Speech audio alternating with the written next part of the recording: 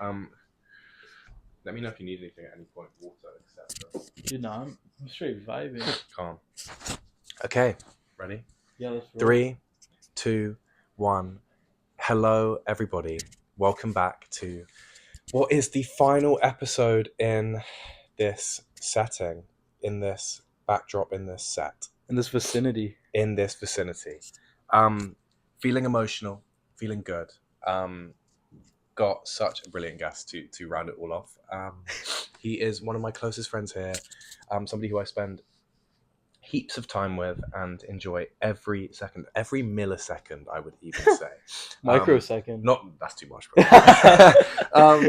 Another one of the jokes that we always use. But his name is Leo. Welcome, Leo. Hello. Hi, thanks for coming. Of course, thanks for having me, Wagwan. Lalith's son. The son. The of Lalith. You may have seen him on the Barnard campus. Not for weird reasons. He's a professor there. I just want to pinpoint for the listeners, I have dreadful hay fever today. For American listeners, that is allergy, so I'll be sniffling my way through this, may sneeze a couple times, but hopefully we can get through it really nicely. Obviously, Leo doesn't know his topic yet, but I think his topic is perfect for him. So the topic, Leo, that we will be speaking about today is laughter. Well, thank you for showing the listeners what it is. Goodness me, Leo's probably the person I laugh with the most on campus. He is so brilliant, so funny, and I think a lot of people, if you ask them, what do you think of Leo, give me 2 words to say about Leo, I'm pretty sure laughter would come up, and I think that's so cool. So I always start off with a general question. When I say laughter, just talk to me. Feelings, memories. What do you think of when I say laughter and associate it to you? Dude, I don't even know.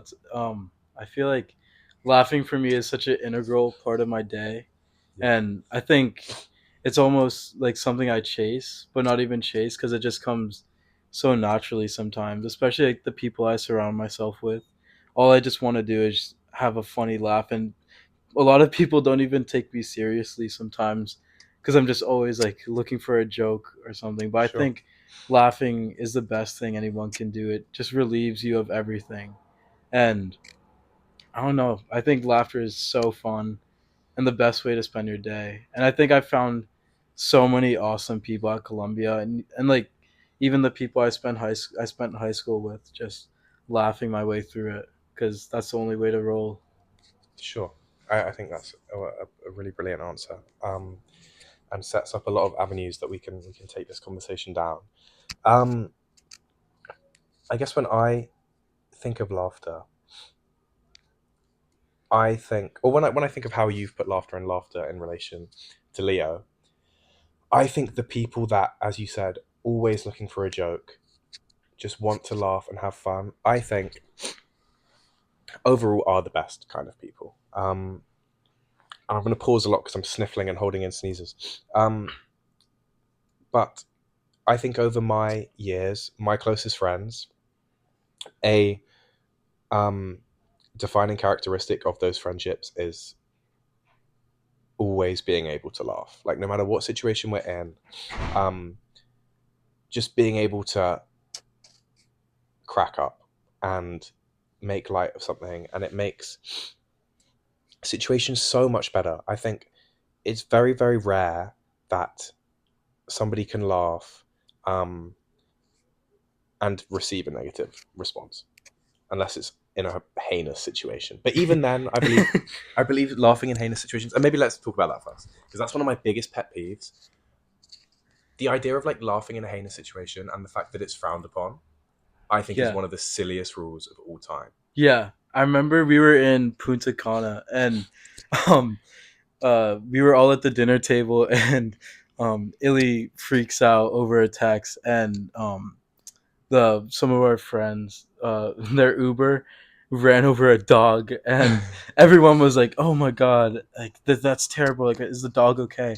And me and Graydon just look at each other, burst out laughing. And the next like 30 minutes or spent just laughing about this dead dog that this Uber driver ran over. And yeah, that was honestly one of the highlights of the trip. I mean, that's honestly, Honestly, and I completely agree. I mean, rest in peace to this dog. yeah. But Shout out dog though. shout out dog. Like honestly, bro, like it died for a good cause, clearly. Because we're sitting here, realistically, a dog that gets run over in Dominican Republic. The fact that it's being spoken about a month later, 2 months later in New York, It's unheard of. is pretty special. Yeah, And that's only happening because of laughter. Um, exactly. so I think for two reasons, it's such a silly rule. First of all, I'm laughing like, oh my goodness, just take a breath. I obviously am not a super villain. It's Yeah, just awkwardness. And second of all, those are the best laughs in the world. Like those are the funniest laughs. Like with friends, I would say with my friendships, you move into like the next level when I can do that with you. That for yeah, me, that's like the final like tick in the box. Like, yeah, this is one of your closest friends. When we can be in some horrendous situation and just are making all sorts of faces to try and hold in these laughs. yeah. Find light within it. For sure, yeah, and I think that's gets into a bit of the conversation which we'll talk about a little bit later, which is more deep. Yeah, Um, mm, dude. I remember. I was going to Hong Kong with my best friend Cooper. Shout out Cooper. I haven't Should- met him yet, but I will, Cooper, if But you're listening to this one soon to day. be, soon I to can't be. wait. And so we were going to Hong Kong. We both took like separate flights. Me and Cooper are probably the most disorganized like duo known to man. And we somehow we planned this trip to go across the world together, and we still weren't able to book a flight together. And Yeah, but we end up in Hong Kong 30 minutes apart from each other somehow by God's grace. And we're taking the train going through like the most random parts of Hong Kong, like some places I've never even like fathomed of yeah, thinking sure. before. And so we end up going to his parents' apartment, which was cool. And then my dad booked us a hotel just so we could fuck off and do whatever we'd like. Sure. And we get to the hotel, and I have to put my credit card down, and this is the first time I put my credit card down for anything, Sure. and it charges like $800, and so I'm like freaking out, and um, I'm freaking out. We go up to the room, and it's on like the 10th floor, and we're walking down, and we're like, oh shit, okay, it's a pretty far walk from the elevator, and then we walk down, like it's like no way, we just have a terrible view. We walk down, and it's in like the corner of like the edge of the hotel, and like we just start cackling and like laughing so much because we're like, we just spent $2,000 in arguably the worst room ever. We're Yeah. like, we know we have such a shit view for these 10 days that we spent like the last few months like getting so excited Sure. over. And it was the funniest moment ever. I know I'm making it sound pretty dead, No, but no, you're not, bro, at all. in You're that not at all. moment we were just dying. And Um, we get into the room, and it's honestly a cool ass view, like a nice bridge, a nice bit of wall we get to see. But sure. it was so awesome, and that like moment of laughter I think summed up our trip. It was just so fun, so new. I'd never been in like that part of Asia before, and just experiencing that with my closest friend was awesome. And I think laughter was a massive part of it too. Sure. Thank you for that story. It was actually really quite interesting. Um, I guess what I'll ask you next is have you always been that way? Like, would you say laughter has always just found its way towards you and you've always found your way to laughter, or did you like reach a certain age and then like start to see the real value in laughing and not taking life so seriously? Yeah, I think it took a while for me to find like laughter as an outlet of just having so much fun. Because when I was in elementary school, like I'd laugh about stupid shit and like hurting my friends and my friends hurting me, and us all fighting. But in middle school and my first year of high school, I was just super like focused on school and just trying to get the best grades possible. And I think focusing on that and not taking a breath and feeling, and I thought having fun meant that I wasn't working hard enough. So I'd always like focus on getting like the best grades possible, focusing on how well I could do, and minimizing the amount of fun I had, so I could feel like I was being productive. And Sure. over the summers, like my summers from like fourth grade until like ninth grade, we're just focused. We're just me like putting myself down for not doing enough, and like I felt like that'd reflect on my school year and everything. But then I think getting to Blair, and like I'd always gone to schools in New York, but then I went to Blair my sophomore year of high school, and it was a completely new experience going to boarding school. And it's sophomore year, I was very locked in. I had a girlfriend that was like pretty terrible, and it was just a bad situation. But I remember my junior year, I met Cooper. I'd known him since my sophomore year, but I remember hanging out with him like initially, like in my like the first semester. I was just so awkward. Sure. Like we like he'd come to my room and he'd be closer with my roommate than he was with me, and Hmm. I would just like sit there on my bed just trying to find a funny thing to say that would just fly over everyone's Yeah. head. It was like some terrible jokes. And then I remember second semester, we started hanging out a lot more, and I just saw how locked in he was in school and how like funny he could be. And I'm like, shit, dude, I might just try doing that. And Sure. the more time I spent with him, the funnier we became together. The funnier I found him, the funnier like I somewhat became. But like, the more like myself I became too, just like letting loose and realizing like I can just say whatever I want and like say what I feel, say what I mean, say what I think. And I think that Sure. helped me to just become as silly as possible. And I think coming here and just having like a whole like environment where I could like create who I want to be has allowed for me to just be this absolute goofball. Yeah. And yeah, that that's kind of the story of my life. But Yeah. No, that's good. And I just want to say a couple of things. First of all, I think silly is one of the best words in the world. yeah. Like, the only people I just like, if I describe you as silly, I have so much love for you. I think you're brilliant. And if I get described as silly, I'm over the moon. I think everyone should try and be silly. Um, and I guess interesting that I really liked how you said laughter as an outlet. I think that's really, really good. And that's probably the most, like if you had to boil it down to one like term, that would be a really good one to do so with. Um, Interesting that you sort of came to really embrace laughter and joking through a person. For me, it was slightly different. Um, I I guess growing up, I was a bit of like a Neville Longbottom. Like Yeah. from the ages of like 4 to 8, um, my parents said like they weren't strict at all, but they like put very good values in me, and like I took their word as gospel. So like I was like, I've got to stick to what my parents want. Da, da, da. I probably didn't have as much fun as I could have from 4 to 8. But then I went to this school called Sussex House, and oh my goodness, it was a pretty small school, 32 kids in each year, um, and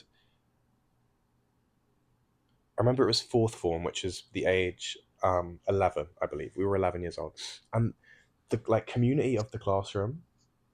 I've never been in an environment like it, and I probably never will be again. And I have such fond memories towards it. That was like 18 of us in the class, or whatever it was, and pretty much every member except maybe one or two, they would come into school every day, and their priority would be how many laughs can I get, and it was unreal. Like we were the teacher's worst nightmare. We could not read books without like pissing ourselves. Um, and speaking of peeing, I remember a moment that cemented it for me. There was our teacher was like outside. Our form teacher was like outside in the corridor or something, and I just had this idea. I ran in, and I was like, boys, let's all poke a hole in our water bottles, like our plastic water bottles, and pretend to be peeing in the bin when he comes in. So I somehow got four of us poked bottles in like our Evian plastic water bottles. And this teacher comes in and just sees four 11-year-olds like what he thinks to be just like having their woods out, peeing in a bin. And he must have been mortified. He must have thought all sorts of legal trouble was about to fucking happen. And then we turned around and we were just squeezing water into the bin, obviously. Yeah. And we got in really quite a lot of trouble. I mean, I can imagine. Yeah. But like the class couldn't care less. I left that room at the end of the day being like, I got in trouble, but I got a laugh. Yeah. And it carried through. And so I guess for me, that was when I really, and just through repetition, seeing like, wow, you don't actually get in that much trouble for like laughing and for just having fun. Exactly. So I think through repetition made me really quite prioritize being unserious. And I guess when I would think of like community, or the best community I've ever been a part of, was defined by laughter. So I think I hold a very big place for that in my heart. And then I guess at my school after that, my high school, not too much laughter, to be honest. I would say, like, I really didn't get on with the people there. But At something, Harrow? yeah, but something that carried me through was that like unseriousness. Yeah. Like I wouldn't spend too much time with them, and they'd be like, "Oh, who's this Ollie guy? Doesn't really interact with us." But then something would happen, and I would be the first one to laugh my head off, or like be like, "Come on, you lot, this is actually quite funny." Yeah. So that would that it went from being at Sussex House like this beacon of like just joy and so much fun to actually having like a function in social life. And then I guess coming to Columbia, I really wanted it to take back that joy aspect and being like finding that community of people that you can really laugh with. And I would say, as I said, it's going to be pretty impossible to find 16 boys, however many, again, who are just devoted to being unserious, because there's too much, like, we're adults now pretty much, which is so horrendous to think about. I know. I was thinking about it yesterday in the shower. That like I'm gonna be 20 in January, and that's so Bro, weird. it's horrible. We can't even talk about it. Yeah, bro. At least we can laugh about it though. There we go. But I would say, really surprised at Columbia how much I found. Like, I remember coming and being worried, like, gosh, this is an Ivy League school. It's going to be intense. Is anybody going to be willing to just mess around a bit? And Yeah. I was proved so wrong. Me Everybody too. is brilliant. And it's my relationships with people like you, Andres, just like people, even Adriana, like, who just are so unserious. And it's really, really lovely to see. Yeah. Like I think Andres, meeting people like Andres and Corey, they're just like the most insane people ever.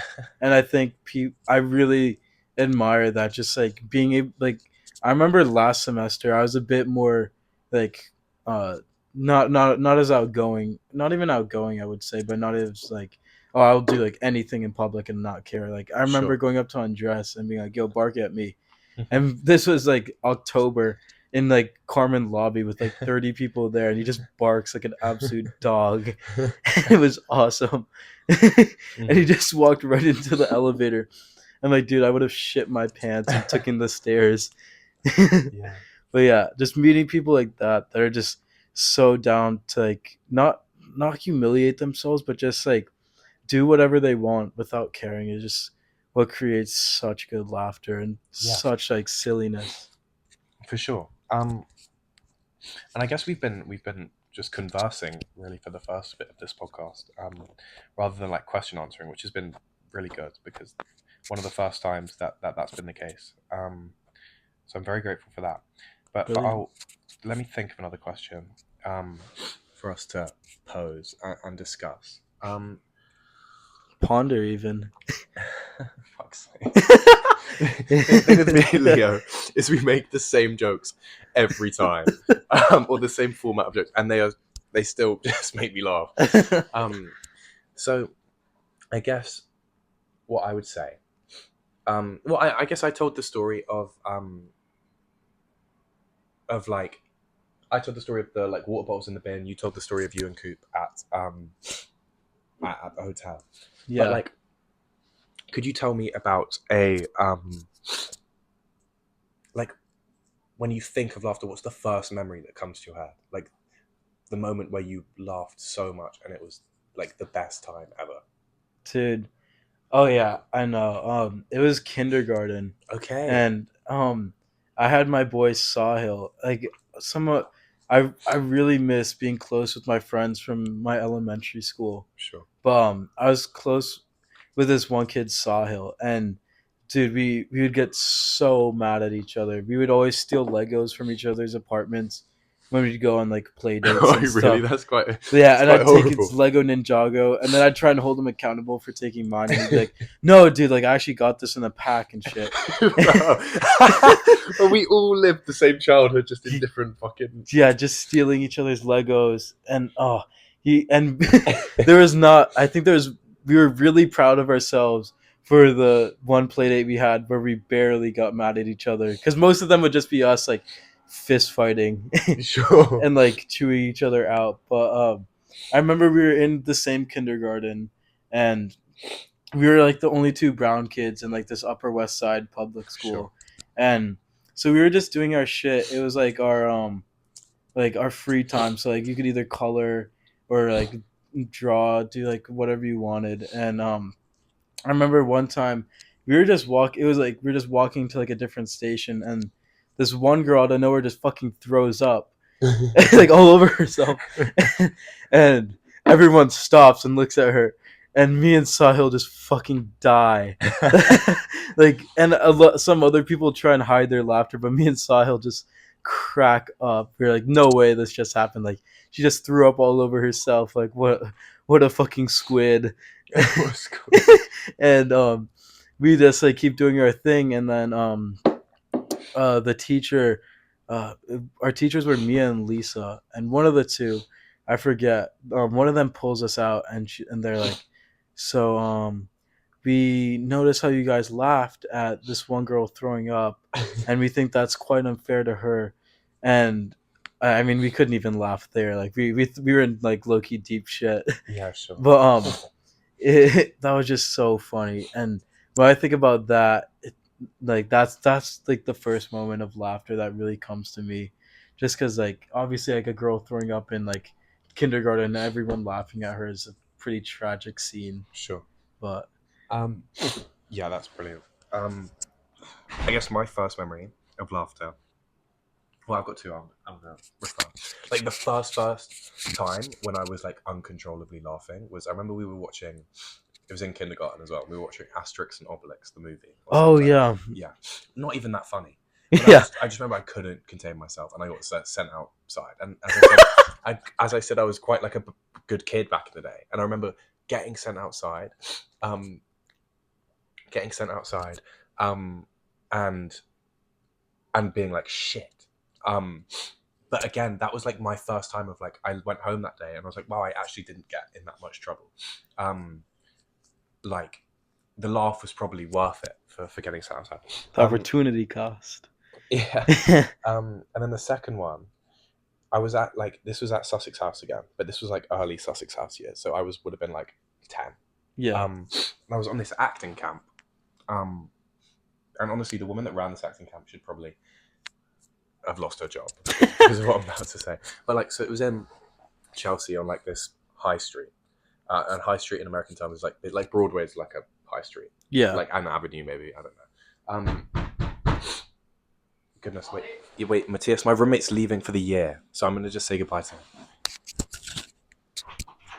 And dog.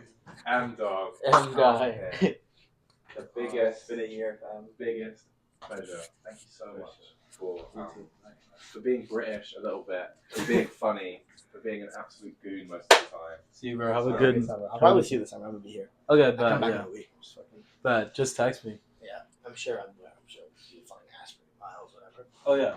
Coco's also gonna be in the city. No way. Is he gonna be separated from his girlfriend? Or? I think she's not gonna be here. So I think No we'll have a way. choice. And we'll fortnight throughout the holiday, and when you get back, we will resume where we left off. Exactly. Wonderful. Have you a safe guys. flight, bro. See you, bro.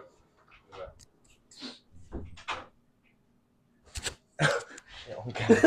I'm gonna have to cut that bit out. Or something. But okay. You're talking about High Street? Oh, High Street. Say hello to the street, bro. High Street. Oh, hi. Not low. How you doing? So we're on this acting camp, and like, I remember we were all filming. Like, we got split into duos, and we were filming like a short film. Like, each short film was filming a scene. Sorry. And for some reason, she would just let us fucking run around in central London, like by ourselves. She'd be like, "I'm gonna be with this group for the next 40 minutes." Like, Fuck off. she wouldn't even say fuck off, but she'd sort of just be like, "Can you guys leave the room?" And us being mischievous would just run into London and just like, it's some of the funnest time of life. We just play Infection, Yeah. which is the best game ever. Yes, so fun. We just play Infection through the streets. I don't know how none of us didn't get kidnapped. And there was this one kid called George Wells, hugely obese, hugely ginger. Hugely British. Yeah, genuinely, yeah. Like, but he was 2 years above as well, so he would have been like 13 at this time. And I remember he like got on the bus, like public transport bus. He had a scooter, and like he was like showing off about getting on the bus. And I was like, that's where I draw my line. I'm like, I'm not getting on the bus. My mum doesn't allow that. Like, I can't just get on public transport by myself. So he gets on the bus, and all of us are like, no way, George's on the bus. George's on the bus. He brings his scooter on the bus. He rides it like 100 meters, gets off at the next stop, forgets his motherfucking scooter on the bus. So he gets off, he strides, I tap my friend, I'm like, bro, George just forgot his scooter. Don't say anything. So the bus is driving off. And then once it's left, I'm like, wait, George, bro, where's your scooter? And I watch this fucking heavy ginger man. I watch his face drop and his tubby little legs carrying him after this bus, try and get his scooter. And I have never laughed so hard in my life.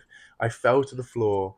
And I just remember like, I remember like putting like lying on the floor on like the pavement on the road, so it's dirty as fuck. Yeah, I bet. And like looking at my hands and being like, "Fuck it," and just putting my hands on the road and like rubbing my hands in the pavement because I was like, "This is what life is about. I don't care if I get dirty." Yeah, because you can always get clean again.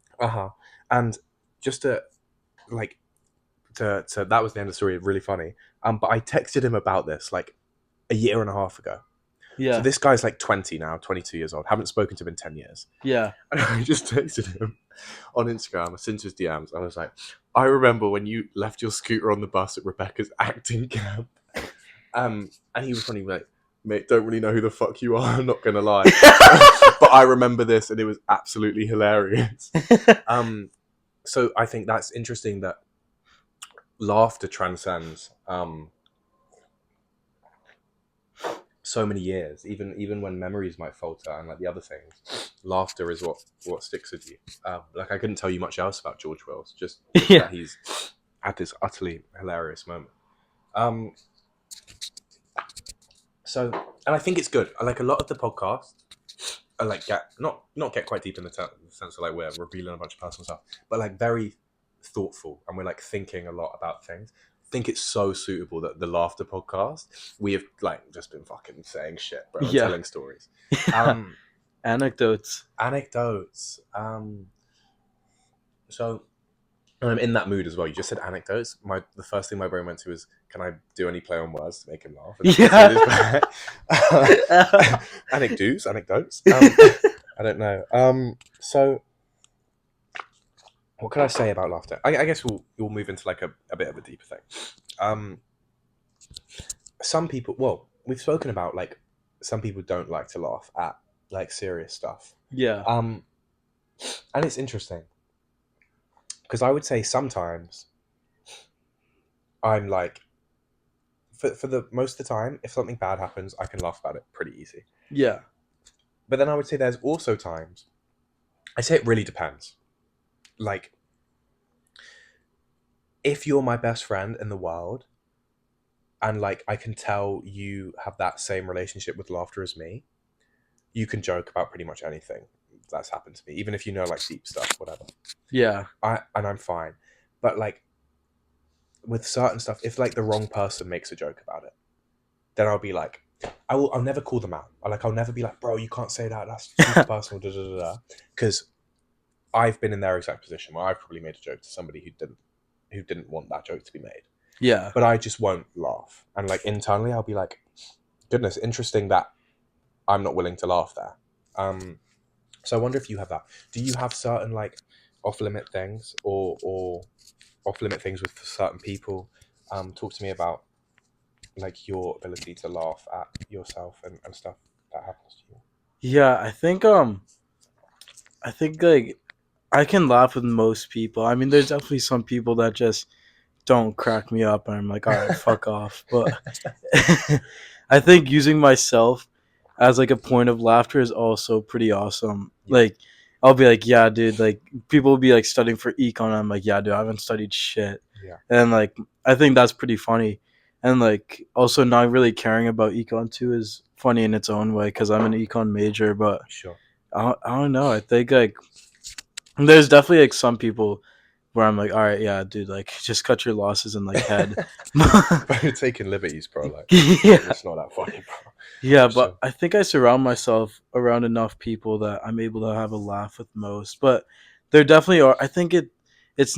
I used to think it was me that was the problem. Like I'd be having a conversation with someone, and it'll go pretty poorly, and I'm like, "Fuck, dude! Like, what could I have done to make that so much better?" But then I realized I'm like, "Dude, that definitely wasn't me. That was just them." Sure. So I think having that mindset and being like, "Yeah, dude, like that person just like isn't my kind of person," which is fine. Like not everyone can be compatible with everyone, but I think finding the people that you are able to laugh with and are able to have just some silly retarded moments with Yeah. are the best. Um, And just like know your also like know your scene and know your place. Like around my grandmother, on my mom's side, I feel like I can say anything and she'll crack up. But around like nice. say my dad's friend who I'm trying to like bump an internship off, like I definitely a different scene and different jokes will be made. Sure. Sure. And this will be a little bit of a tangent, but you mentioned the idea of somebody not being your kind of person. Yeah. And this is something I've thought about quite a lot. I would say in the past, I think it's quite difficult to get yourself classified in my mind as like not my kind of person. I think always internally.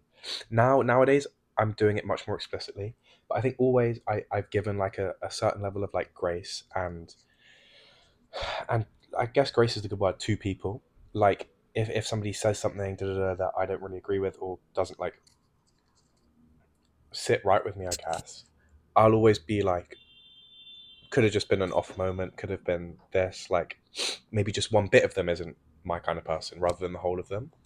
Mm-hmm. And I'm doing that more explicitly now, but in the past there are people that just aren't your kind of person, and I've sometimes felt uh, like a real like dislike towards the person who is not my kind of person. Mm-hmm. And not like a dislike of like you don't like me but as in like a almost like a sinister like fuck bro, like you are actually just, do you enjoy yourself, like how do you live like that? And I think it's because I would say on a surface level I'm quite easy to get along with, and I would say I try and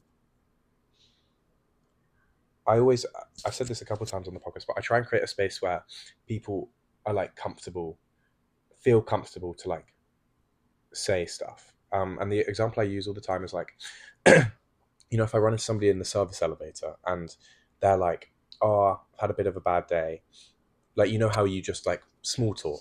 Like I Yeah. try and encourage people to like expand on their small talk, and and not like break away from like the societal idea that, well, okay, I honestly haven't thought about this enough to probably say it, but the short form version of it is like I always try and create an atmosphere which is like signposted by the idea of like we've all been there.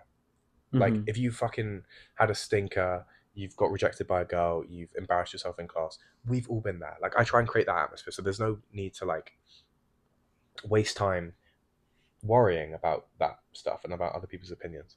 And I think I do that quite well.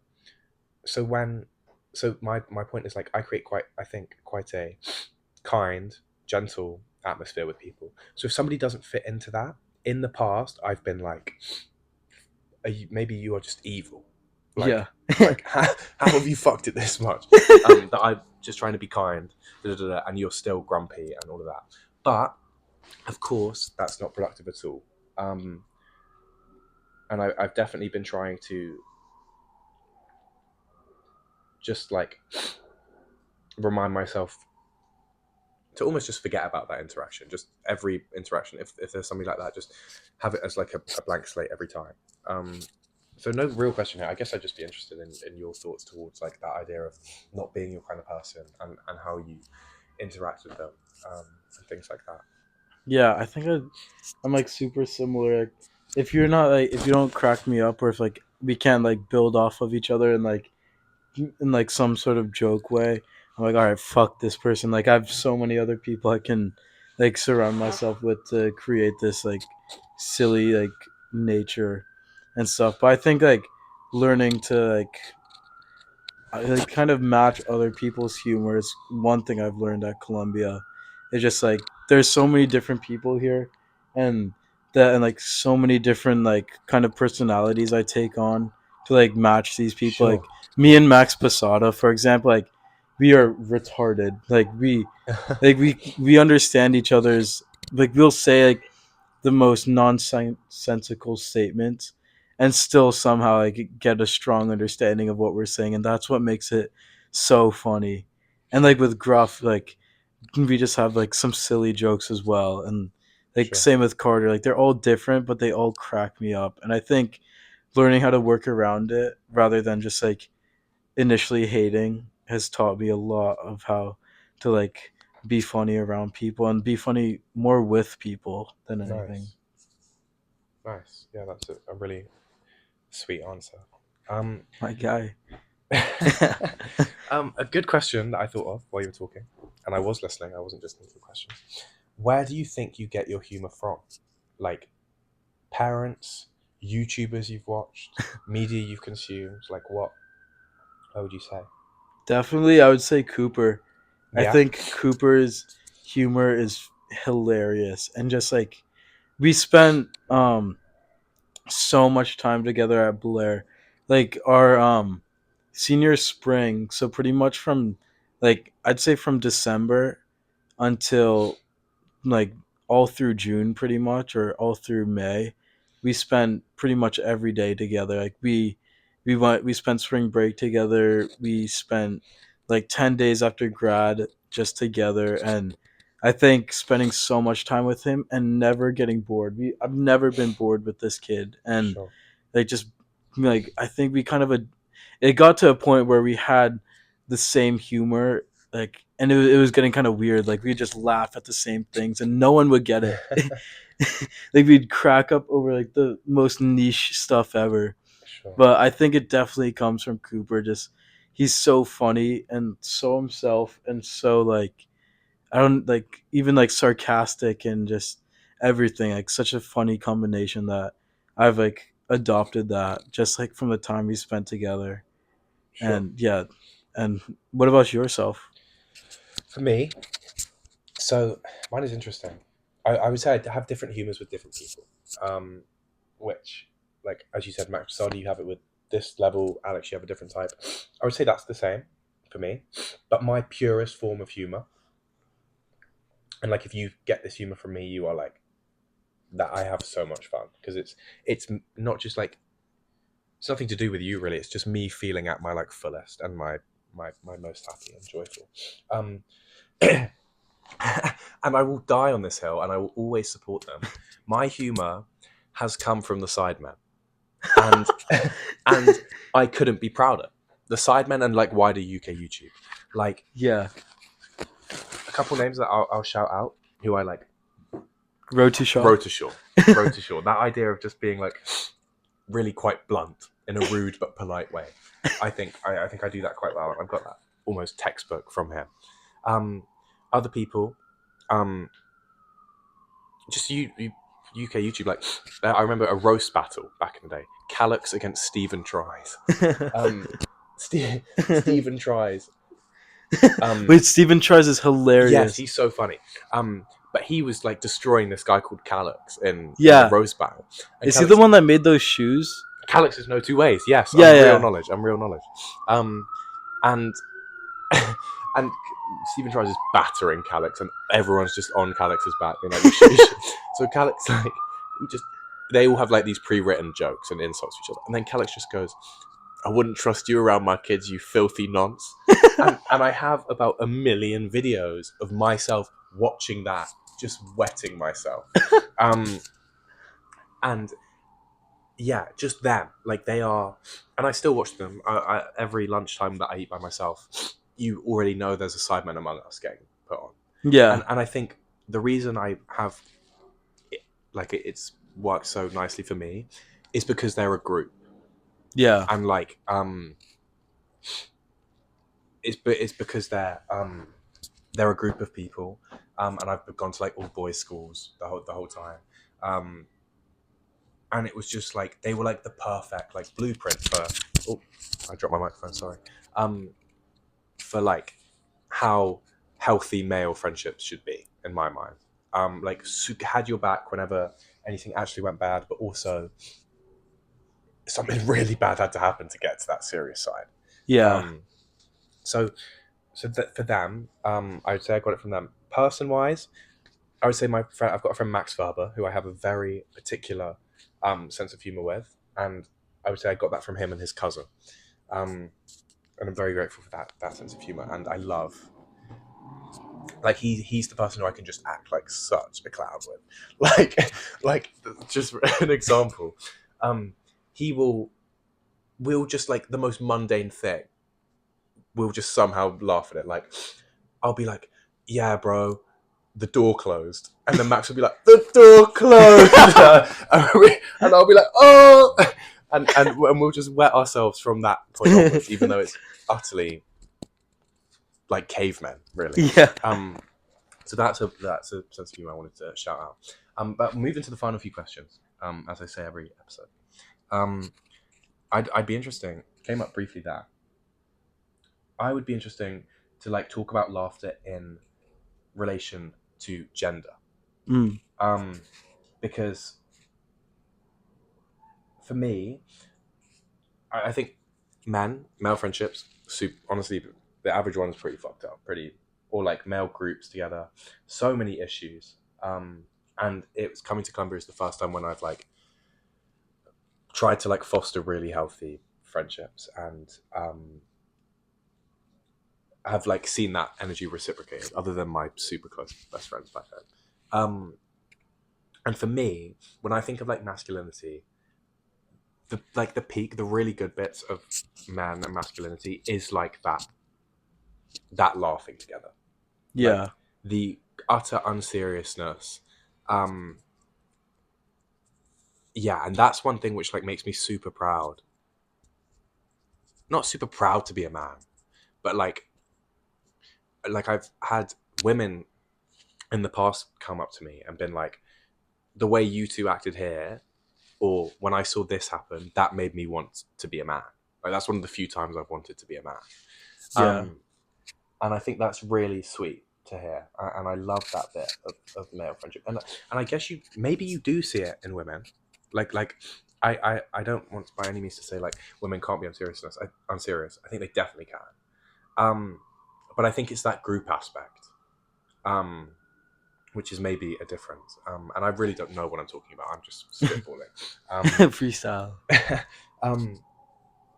Yeah, I think that that idea of you can be in a group with like 6 or 7 boys and can just be saying gibberish, and all of you find it so funny, and are so childish. And I think part of the reason why maybe that's the case is because I don't know if men are like no, that's not true. But I guess men with childhood you associate like vulnerability and all of that stuff, and that's how you should be vulnerable. You should be emotional. You should not have any walls up your whole life. But for men, I guess in this day and age, childhood is the time when you can really do that freely, and then you tend to get like conditioned, I guess, otherwise. So I wonder if the reason why men can like embrace that silliness, childishness so much is because it's the aspect of childishness that they don't get, that they're missing out on, like, or it's the one bit of childishness that they can salvage. I really don't know. But I guess I guess I would ask you, like, talk to me about your humor with like girls, how laughter has functioned with girls in the past, because it's been a very boy oriented podcast so far. Yeah, I think in high school it was always very different. I went to a co-ed boarding school, so like gender dynamics were so fucked, and just like you could never talk to this girl. It was so weird. It was just so like intense. It felt like, because it was such a small school, and everyone live with everyone. So Sure. I didn't feel like I could be just like completely myself. But here at Columbia, I've like such good friendships with girls like Illy, Virginia, like Lena, Eva, Lena is Masa. hilarious. Lena Oh my is god. the funniest motherfucker I've met. And just like being absolutely myself around them, and them too, is awesome. Like it's definitely very different from like the like male friendships I have, and like being silly with them, but Sure. being silly with girls is so fun. And So just like I think they can be boys as much as we can be girls, in the yes. sense like we can find an equilibrium where we both find each other funny, instead of like, and like put gender aside and just see them for who they are, and like laugh with them. And I think I found that with like like pretty much all of my friendships with girls here, is like I just find like a laugh, or like Sure. just like some bit of silliness. Like and I think especially the first person I met, um like I remember meeting Illy very early on at Columbia, and just thinking she was like the most Hollywood person ever. Like, oh yeah, she'll never talk to me. Way too cool. But I remember we started like hanging out more, and like hanging out with you guys, and just like hanging out with all of you guys, and Illy too. Like she just contributed so much to the humor of the group, and I think that's awesome. How it Sure. doesn't just have to be all boys or all girls. It's like we just function as like one cohort that just laughs together. Yeah, I think I when you first started talking, I wanted to try and like add something to that. But I think you put it in a really really nice way, and I don't know what I could offer to elevate that more without risking taking away from it. So I won't. I will just say, or re-emphasize. Yeah, I think that's really really cool, and it's really nice to see that. There's a healthy. Healthy. Who's that? Really nice to see there's a healthy comedic laughter relationship with girls that we found as well. I guess this is my first real experience because well, not first real experience, but I went to all boys school the whole time up until 18. So of course had friendships with girls here and there, but those would be like, as you said, they'd be connoted by like social things. It would be Yeah. like our main friendship would be like, oh shit, we're going to the party together, like let's meet up and pre. Yeah. Rather, like you didn't really get to see them in those mundane situations, and I think that's where you really gain an appreciation for someone, when you see them being themselves and without like certain, not walls up, but like without certain like you see them at an equilibrium, at a balance in themselves. Yeah. And I think that's where you can gain a real appreciation for somebody. So that's really good. Guess I'll move into the final question, because we've been speaking for a while and it's been so cool and lovely. But I always, at the end of the podcast, try and give the guest the opportunity to give flowers to somebody else. However, we have been giving flowers to other people the whole time, shouting people out, basically. Yeah. So I'm going to still ask it, but I guess I'll say be more niche with your answers. Like try to choose somebody who obviously keeps the funniest effort in the planet. Yeah. And I can say the same about my best friends. But try be niche. So I normally ask for one person shout out, but I think two here. I'm going to ask you to shout out one person who you think like doesn't take themselves seriously and uses laughter in a really healthy, nice way. And then I'd also like you to just shout out somebody who you think is fucking hilarious. Shit. And I can go first. Yeah, could you go first? Sure. So I'm going to shout out two people, both from Colombia, actually. And we don't have to know them, by the way. Yeah. It can be your neighbor's dog, like something like that. So first person I'll shout out who I think deals with, who uses humor in a really good way, is Chuanji. Yeah. Because I think initially or ostensibly you see Chuanji, away from the fact of thinking he's just obscenely autistic, you see this guy who takes his studies very seriously. He's incredibly intelligent, went to a super intense school, majoring in like fucking, or wants to be a quant trader or whatever that business is. Yeah, who knows? And so I think ostensibly you're like, shit, this guy probably doesn't have too much room for laughter. Whereas I think it's the complete opposite. I think laughter is the driving force of Chuanji's life. Like, I think Chuanji would actually be quite upset if he didn't have the chaotic suite of Adriano Andres. Yeah. Because it's because he can come home to just complete chaos, carnage, and laugh his pants off that I think he's able to mentally prepare to go to the library every day and lock in. And an example that showed it to me is, I'm sure you heard about this, but like Chuanji tried to sneak his friend on campus like last semester, got caught, then tried to bribe the security guard. And got in like really like a lot of trouble, had to go like visit one of the deans or whatever. And I remember when I heard about this, I was like, shit, Chuanji's gonna be so scared. And I FaceTimed him and was like, what's up, talk to me. And he was just laughing. He was like, bro, I'm cooked. Like, how have I let myself get in this situation? Da, da, da, da, da. And that was like a really nice moment. I touched on it earlier, being like, didn't know coming to Ivy League whether people would be able to like laugh, etc. That was a really nice moment. Like, I'd seen it, but then I was like, wow, you actually have like one of the smartest kids here almost fuck himself. And he's still just chuckling on the phone to me. So he's the person I chat deals with it in a really good way. And then the other person I just think is so funny is Sal. Yeah. Sal is so hilarious. The tone he uses, and I think it's all like unintentional. Honestly, I don't think he realizes. Senior night?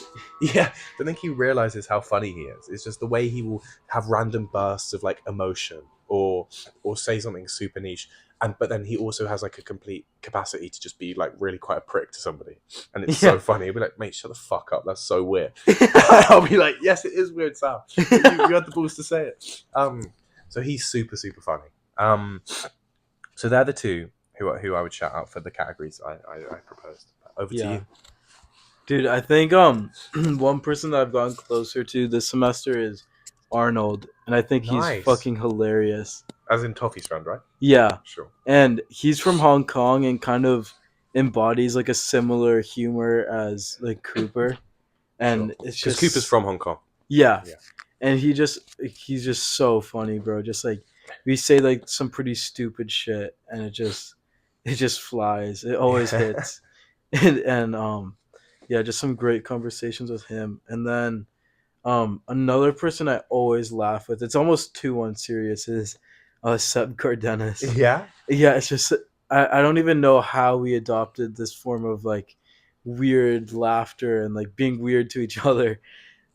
Sure. But it's just, he's so funny and he's such a joke. He is so funny. Yeah, and like he takes himself, he like so like, no, let me rephrase. He like takes himself so not seriously. Sure.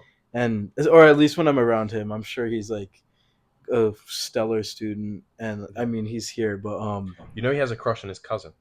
I'm not kidding, bro. Ask him. Just say. Ollie said you have a crush on your cousin. Is that the girl he's posted on his Instagram? I don't know, but I know he's always at his cousin's house watching movies with her late into the night. No, and that's a fact. That's grim. So. I mean, that's kind of awesome, but yeah, bro. Shout out Seb Cardenas for another reason. for one more reason. Yeah, no, but he's just so funny, and I see him in IA occasionally, and he will just do some dumb shit, just yell at like a group of kids just Yeah. trying to do their homework. Brilliant. Yeah. Wonderful. Well, do you have anything else to say? Any final word you want to put out, or anything you think we missed? Just laugh, just have fun, laugh, because life guys. is never that serious and not meaningful if you don't let it out. For sure. And we're here for such a short time. Why would you not fill it with as much? And laughing's a physical thing and a mental, emotional thing. Like Yeah. it's a physical release and also a mental release, and I think that's something that maybe gets overlooked. And that it really can be so refreshing. So laugh, everyone. Leo, thank you so much. Elo, thank you so much. Elo.